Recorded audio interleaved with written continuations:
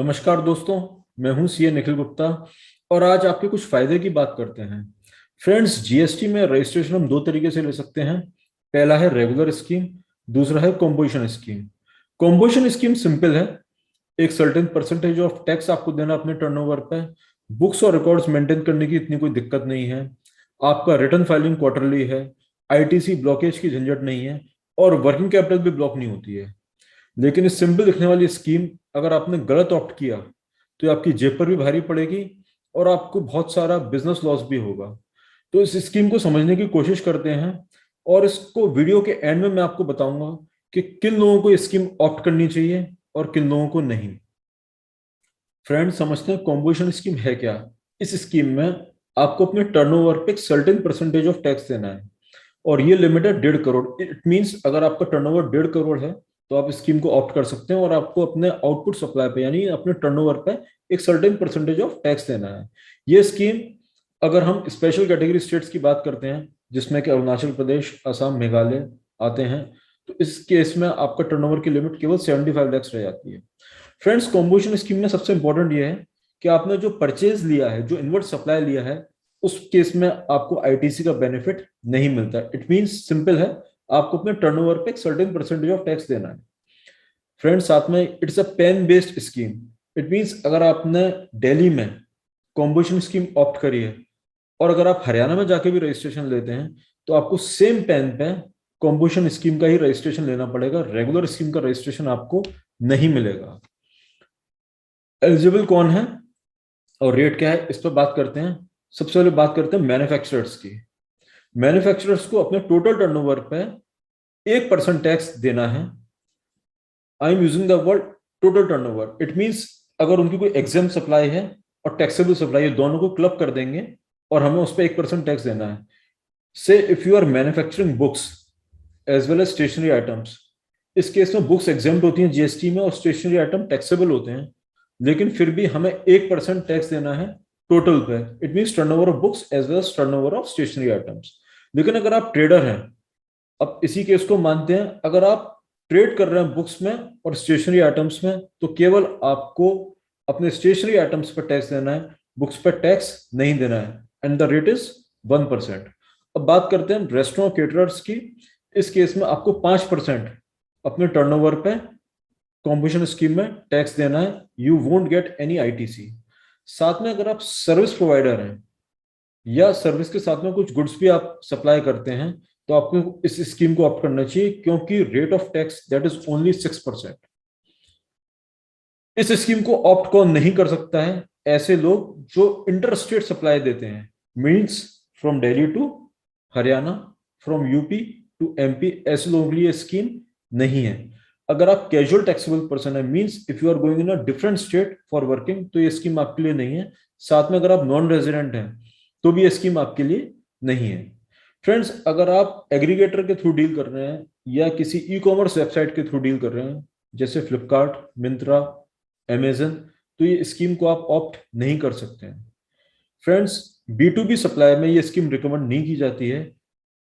Meaning अगर आप अपना प्रोडक्ट किसी बिजनेसमैन को बेच रहे हैं जो कि उसका आईटीसी लेना चाहेगा, आपकी सप्लाई का आईटीसी लेना चाहेगा, तो वो ऐसे केस में हम कॉम्पोजिशन स्कीम को रिकमेंड नहीं करते हैं, क्योंकि जो रिसिपिएंट है उसको आईटीसी का बेनिफिट नहीं मिलता है। और साथ में अगर आपका जीपी रेशियो कम है अपने बिजनेस में, then this scheme is not recommended. किसको रिकमेंड हम करते हैं स्कीम, किसको लेनी चाहिए, आइए जानते हैं। ऐसे लोग जो गुड्स भी बेचते हैं, साथ में कुछ सर्विस की भी सप्लाई देते हैं, और जो क्वांटम है service of supply that is only 5 lakh या 10% of the turnover, whichever is higher. ऐसे केस में फ्रेंड्स हम स्कीम को बिल्कुल रिकमेंड करते हैं। एग्जाम्पल के तौर पे एचपीएल लिमिटेड है, कंप्यूटर में डील करते हैं, 80 लाख का कंप्यूटर बेच दिए, लेकिन साथ में एएमसी भी लेते हैं, 5 लाख उसकी वैल्यू है। अगर मैं कॉम्पोजिशन स्कीम के हिसाब से जाऊंगा तो मेरे को 1% टैक्स देना है टोटल टर्नओवर का, दैट इज ओनली 85,000। लेकिन अगर मैं रेगुलर स्कीम के हिसाब से जाऊंगा देन आई हैव टू पे a tax of 15,30,000, which is a huge difference. लाखों रुपए का फर्क आता है। इन द सेम वे अगर आप इंट्रास्टेट सप्लाई ऑफ सर्विस दे रहे हैं, मीनिंग वेयर बाय अगर आप प्रोफेशनल हैं या आपका बारात घर है, मंडप कीपर है या इवेंट मैनेजर है और आप केवल अपने स्टेट में काम करते हैं, तो फ्रेंड्स आपको ये स्कीम 100% रिकमेंड की जाती है, आपको ये ऑप्ट करनी चाहिए, क्योंकि 50 लाख तक के टर्नओवर पे आपको केवल 6% टैक्स देना है। अगर आप रेगुलर स्कीम में जाएंगे then this tax amounts to 18%। और नॉर्मली फ्रेंड्स जो मैंने देखा है, सर्विस प्रोवाइडर्स को आईटीसी बहुत ज्यादा मिलती नहीं है, इसलिए ये स्कीम आपको 12% का बेनिफिट देती है। सपोज करिए अगर आपका टर्नओवर 50 लाख है, तो 50 लाख का 12% दैट इज 6 लाख, आपको 6 लाख का बेनिफिट होता है। तो इस स्कीम को जरूर ऑप्ट करिए। अगर आप माल खरीदते हैं अनरजिस्टर्ड सप्लायर से, इन दैट केस आपको आईटीसी का कोई बेनिफिट नहीं है, क्योंकि अनरजिस्टर्ड व्यक्ति आपको कोई जीएसटी लगा के माल तो बेच नहीं रहा है जो आपको आईटीसी का बेनिफिट मिले। ऐसे केस में आपको कॉम्बिनेशन स्कीम जरूर ऑप्ट करनी चाहिए। एक एग्जाम्पल के तौर पे लेते हैं, सेल वैल्यू है आपकी, सेल्स है 2 लाख रुपए, जीएसटी अगर आप कॉम्बिनेशन में रजिस्टर्ड है आपको केवल लगेगा 2000, आपकी जो खरीद है दैट इज 1,50,000, आपकी net GST liability combination scheme के हिसाब से आएगी केवल 2,000 रुपीज। लेकिन अगर आप रेगुलर स्कीम में रजिस्टर्ड हैं, 18% टैक्स अगर आपकी रेट है, तो आपका टैक्स आएगा 36,000। There is difference of 34,000 only on the turnover of 2 lakh rupees. अगर ये 1.5 करोड़ का टर्नओवर, तो फ्रेंड्स आप समझ सकते हैं आप कितना पैसा बचाएंगे। अगर आपका बिजनेस में जीपी रेशो कम है, तो आपको इस स्कीम को ऑप्ट नहीं करना चाहिए, और अगर जीपी रेशो ज्यादा है तो आपको उस स्कीम को 100% ऑप्ट करना चाहिए। लेट्स से अगर आपका GP ratio that is only 5%, इस स्कीम में अगर आप रेगुलर रजिस्टर्ड पर्सन है, आपकी सेल वैल्यू है 5 लाख, दोनों ही केस में जीएसटी रेट है 18%, रेगुलर स्कीम में आपका टैक्स बनेगा 90,000, कॉम्बिनेशन स्कीम में बनेगा आपका केवल टैक्स 5,000। इनपुट परचेज है 4,75,000, दोनों ही केस में आईटीसी की वैल्यू 18% अगर हम लेते हैं, तो रेगुलर केस में हमें आईटीसी मिल जाएगा 85,500 का, और कॉम्बिनेशन के केस में ये आईटीसी होगा निल।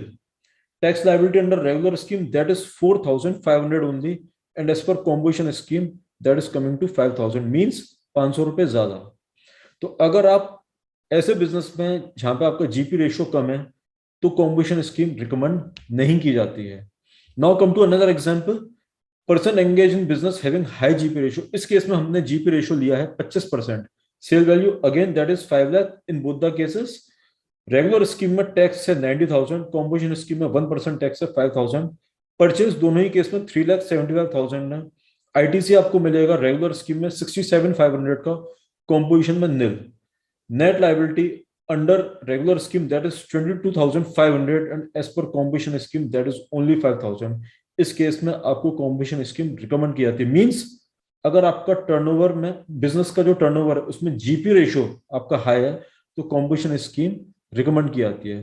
तो फ्रेंड्स उम्मीद करते हैं ये प्रेजेंटेशन आपको पसंद आया होगा, और अगर आपका इस स्कीम को लेकर कोई भी डाउट है तो आप कमेंट बॉक्स में मेरे से क्वेरी पूछ सकते हैं, and I will surely reply to you. Thank you, नमस्कार।